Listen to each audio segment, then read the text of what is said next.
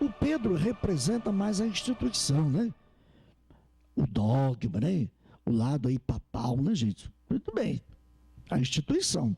E o Paulo representa o carisma, o lado pastoral. As duas coisas importantes. E exerceram atividades diferentes, em campos diferentes, né? São Paulo viajava e foi para o mundo, e Pedro lá em Jerusalém, na redondeza, em Israel, né? Desentenderam-se algumas vezes, e Paulo chamou a atenção de Pedro.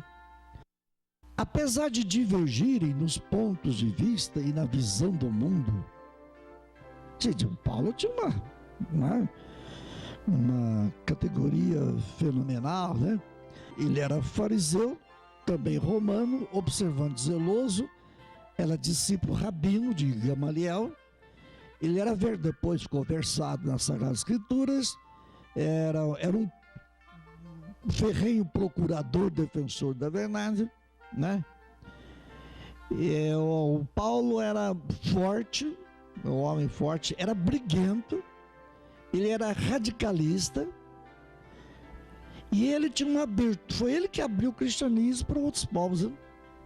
Coisa fantástica, né? Ele que era perseguidor, ele que empurrou o cristianismo, chegou até aqui, Itajubá. E o Pedro, né? Ele não aceitou que Jesus falasse de sua paixão, não queria que Jesus lavasse os seus pés, lembra? Ele chegou a negar Jesus 3 vezes. A indecisão de Pedro, né? Os problemas dos não-judeus, lembra que as mulheres gregas lá reclamavam, problema de tradição. Coitado, Pedro pegou a barra pesada, né? E ele era um caipirão, ele só sabia pescar, né? Jesus vai transformá-lo em pescador de homens, né? Mas em pontos diferentes, né? Mas o amor de Cristo, a força do testemunho, os uniram na vida e no martírio. Em ambos, Pedro e Paulo, quer na vida, quer no martírio, e os dois vão prolongar a vida, a paixão e a morte e a ressurreição de Cristo. E que seria bonito para nós, gente, quando nós estiver passando dificuldades, fala, eu estou vivenciando a paixão de Cristo, entendeu? Não precisa falar sua doença e nada, se tem uma realização bonita na sua vida, você fala, Cristo está ressuscitando nessa minha alegria, ver meu filho, meu neto, sei lá o que. Seria bonito relacionar com Cristo, né? Então, quer na vida, quer no martírio, eles vão prolongar a vida e a paixão. Conheceram e experimentaram Cristo de forma diferente. Lembra o Paulo que chegou a cair do cavalo, aquele estandalhaço, ficou cego dias e dias, né? E Pedro lá conheceu Jesus lá na água, na beira do mar, etc, né? Ali, com vida rústica. Nunca não encontraram numa sala assim, nunca encontrou Jesus no templo de Jerusalém, mas nunca. Foi tudo lá fora, lá na pesca, lá no, né? Então, o modo de experimentar Cristo foi diferente. Mas o testemunho deles é único, é igual. Então, nas fraquezas de Pedro e de Paulo, e nas suas forças também, o importante foi que eles foram corajosos, né? E testemunharam e se sacrificaram a sua vida. Lembra Jesus falou na passada? Quem quiser preservar a sua vida vai perder. Somos fortes quando você tem sua razão, você tem consciência, você tem muito estudo, você tem milhões de coisas, uma biblioteca na sua casa, você tem, né? Você não presta para Deus. Isso que é pobreza. Isso é pobreza. O problema não tem nada a ver com o fato de dinheiro. Tem nada a ver com dinheiro. Nada. É você ser totalmente aberto ao projeto do Reino de Deus. Nossa, rebenta com toda essa carcaça aí de rico e pobre, dinheiro aí, essas coisas. Então, é essa pobreza que Deus quer constituir os discípulos. Agora, os discípulos têm que aprender quem Ele é. Porque sabe que o ser humano é humano. Então, quais foram as respostas que deram lá? Quando Jesus pergunta, o que diz o povo, né, que eu sou? Então, a sociedade, existia aquela mentalidade do Messias glorioso. Por isso que presta bem atenção nessas duas palavrinhas. Jesus sempre indica quem acredita no Filho do Homem. Jesus falava isso, porque sabia a mentalidade deles, que o Messias natural daqui da terra é um mensageiro de Deus, mas é filho de alguém, é filho de José, filho de Maria, não é isso? O Filho do Homem. Agora, quando Pedro fala o Filho de Deus, então não é mais filho do homem. Tá vendo a diferença? Religião é tudo aquilo que é bonito, que é bacana, mas que é filho do homem, portanto é coisa nossa. Isso é religião. Quando você fala que é o Filho de Deus, aí é o nível da fé. Então, e agora presta, gente, por que Jesus não vai lá no templo de Jerusalém? Tinha tudo lá. Jesus foi 3 vezes no templo. Levaram quando é criança para a circuncisão. Ele foi com 12 anos lá para dar uma esticadinha nas autoridades, né? Jesus curtiu com 12 anos. Depois voltou e já arrancou a bênção. Lembra? Jesus nunca frequentou o templo de Jerusalém. E só cacetado no templo, né? Ele vai para a periferia, gente. Veja aí a pedagogia, né? É a partir dessa realidade, longe das influências ideológicas do centro, gente. É lá que os discípulos são convidados a dar uma resposta de quem é Jesus. A gente faz um dia de experiência, vai lá na Praça da Jubá, alguém te conhece lá e pergunta quem que você é. Nós podemos dizer também quem é. Ali que está, filho. Então, nós estamos agora no tempo do verde, o tempo agora da igreja. Jesus não quer discípulos de aparência, filho. Não quer coisa assim, né, formal, ou, né, mas que a gente de fibra, né?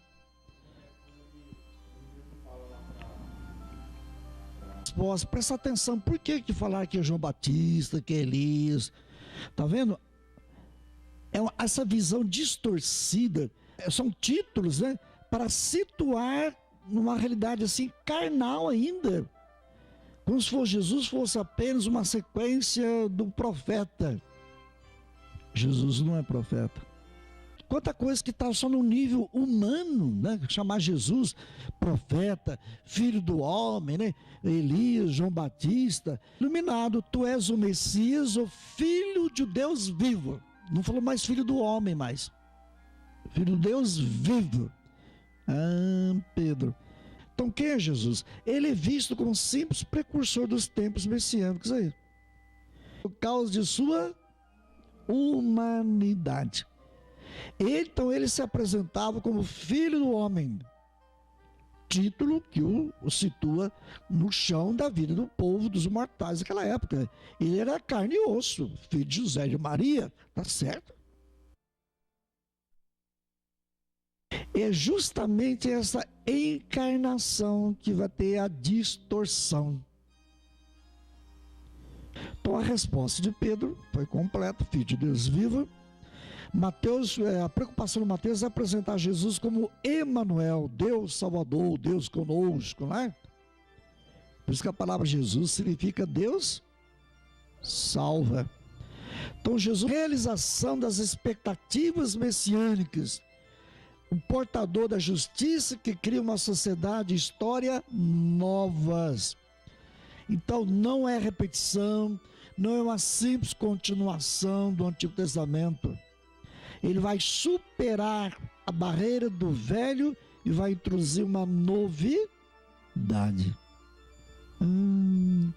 Gente, é lá na periferia também, sabe? Cesaré de Filipe. Lembra os anjos que vocês estão olhando para cima? Vai para Galileia. Não foi lá que falou que ia conversar com vocês? Vai lá. Cadê a Galileia? Aonde está nosso Cesaré de Filipe? Ninguém chega a entender quem é Jesus a não ser mediante o compromisso com suas propostas e a justiça do reino, que são as mesmas do Pai. O reconhecimento de Jesus não é fruto de especulação de teorias. Quem que ele é isso, que é João Batista, que é Elias, não. É uma vivência, gente. Quem vive o projeto, esse reconhecimento, né, o que é a pessoa, ela vai comprometer com o projeto outra pessoa. É isso que tem que acontecer no casamento, né? Então a comunidade é um lado forte aí, né? Jesus vai exigir dele, Pedro, né, com toda a fraqueza dele, a base da comunidade. Jesus mostra que a comunidade cresce e adquire o corpo, apesar dos conflitos, as portas do inferno, mas as forças hostis, mas que procuram derrubar o projeto, mas as forças do mal não vão vencer. Jesus mostra como realiza o seu messianismo. É por meio de sofrimento, rejeição, morte, né? E Pedro, antes parecia uma pedra de edificação, né? Bonita, né? Vai tornar-se Satanás, porque ele propõe um messianismo alternativo. Já foi rejeitado por Jesus lá no episódio das tentações, lembra-se? O demônio deu sugestão: Jesus, o senhor quer salvar o mundo? Então começa pela economia, multiplica os pães aí. Jesus falou: não é só de pão vive homem. O senhor não quer governar o mundo? Então, ajoelha na minha frente aqui, todos os reinos são seus. É denunciado, ser rejeitado, né? O ter o poder, o saber, né? A luta pelo reino é a justiça e é para todos, não é? Ele é o filho do homem, é filho do homem, porque ele é simples encarnado, sim, mas ele é filho do Deus vivo. Na convicção de que o projeto de Deus vai triunfar, né? A função do líder é ter a esperança, dar esperança para a comunidade.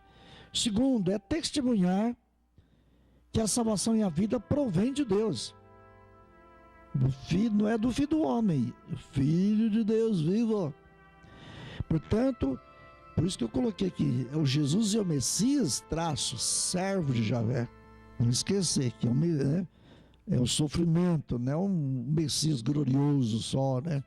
Estamos assimilando agora, o verde, estão assimilando tudo que Jesus fez e ensinou, como discípulo, como apóstolo, como os pequeninos, como justos, né? Então nós vamos vencer as portas do inferno. Mas se na sua cabeça a gente tem esses conceitos aí, né? Um Cristo diferente, um Cristo apenas humano, né? Eu vou à missa porque a missa por lado do meu pai, minha mãe, não sei o quê. Essas coisas aí de Elias e João Batista, né? Jeremias, né? Missa de formatura, missa de sei do quê, missa de bênção. É aderir a Jesus com todas as consequências e o testemunho que acarreta. Jesus não é do jeito que Pedro imagina. E não é do jeito que nós imaginamos. Então ele é um Messias, é um enviado. Gente, reza sempre. Capítulo 13, São João, né? 13, 14, 15, 16 e 17. Lá Jesus está revelando tudo, gente. No tempo de Páscoa foi esses capítulos aí. Eu estou do Pai, ouvindo o Pai. Quem me escuta, escuta o Pai, permanece em mim, eu vou permanecer nele. E nós, eu e o Pai, vamos fazer nele a nossa morada. Nossa, coisa linda, né? Eu vivo por causa do Pai. Isso aí domingo passado, lembra? De Santíssima Trindade. Eu vivo por causa do Pai. Eu vim e vivo por causa do Pai.